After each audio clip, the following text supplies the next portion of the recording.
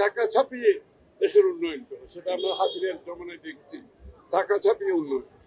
আরেকটা হচ্ছে ঋণ নিয়ে উন্নয়ন, সেটাও আমরা দেখেছি। কিন্তু সবচেয়ে ভালো অপশন হচ্ছে বিনিয়োগ। বিনিয়োগের মাধ্যমে যে উন্নয়ন হবে সেটা হচ্ছে সাস্টেইনেবল, এবং এই জন্য দেশি বিদেশি বিনিয়োগের প্রয়োজনীয়তা অত্যধিক। একটি অর্থনীতি যদি সামনের দিকে এগিয়ে যেতে হয়, আমার মনে হয় থার্ড অপশন যেটা হচ্ছে বিনিয়োগের মাধ্যমে, সেটা প্রাইভেট সেক্টর দেশের বাইরে থেকে বিনিয়োগের মাধ্যমে সত্যিকার অর্থে একটা সাস্টেইনেবল ইকোনমি আমরা করতে পারবো। এটা আপনারা জানেন, আমরা বিএনপির পক্ষ থেকে আমরা যখন ক্ষমতায় এসেছিলাম তখন 91-এ একটা বিশাল এরকম ইনভেস্টমেন্ট সামিট করেছিলাম সোনারগাঁও হোটেলে। সারা বিশ্বের সব বিনিয়োগকারীরা এসেছিল।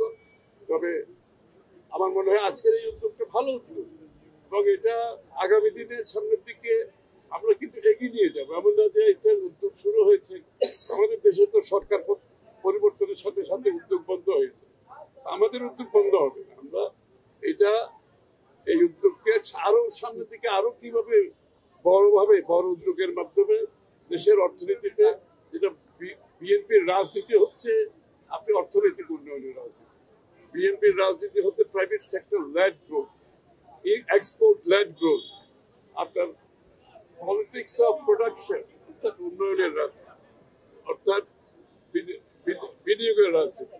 সুতরাং আমাদের জন্য এটা খুবই গুরুত্বপূর্ণ, এবং এটাকে আমরা সামনের দিকে এগিয়ে নিয়ে যাব।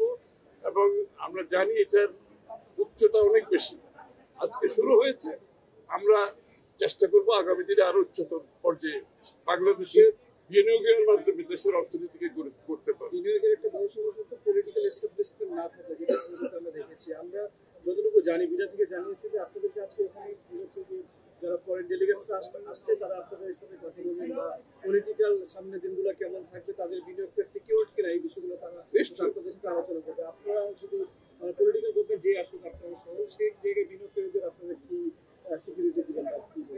নিশ্চয়ই, এটা তো বিএনপির রাজনীতি তো হচ্ছে বিনিয়োগের রাজনীতি। বাংলাদেশে যে আজকে গার্মেন্ট শিল্প দেখতে পাচ্ছে, যে আজকে বাংলাদেশে প্রাইভেট সেক্টর গ্রোথ যেটা হয়েছে, এটা তো আমাদের পলিসির কারণে হয়েছে। বাংলাদেশ অর্থনৈতিকভাবে যেখানে এসেছে, আমরা যখন বিএনপি ক্ষমতা ছাড়ি আজ থেকে 21 বছর আগে 7.06% গ্রোথ তখন বাংলাদেশে, এবং সেই দ্বারা অব্যাহত থাকলে বাংলাদেশ তো আজকে 10%-এর উপরে গ্রো হওয়ার কথা।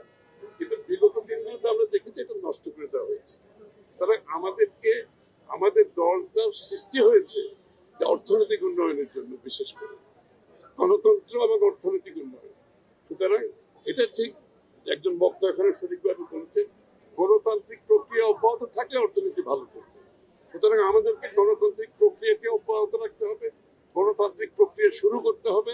সুতরাং সেটা অবশ্যই একটা নির্বাচনের মাধ্যমে, নির্বাচিত সরকারের মাধ্যমে গণতান্ত্রিক অর্ডার ফিরিয়ে আনতে হবে, এবং সেইখানেই কিন্তু বিনিয়োগকারীদের বেশি কনফিডেন্স। তারা চায় যে একটা এখানে ডেমোক্রেটিক অর্ডার কন্টিনিউ করুক, তখন তারা বেশি কনফিডেন্স পায়।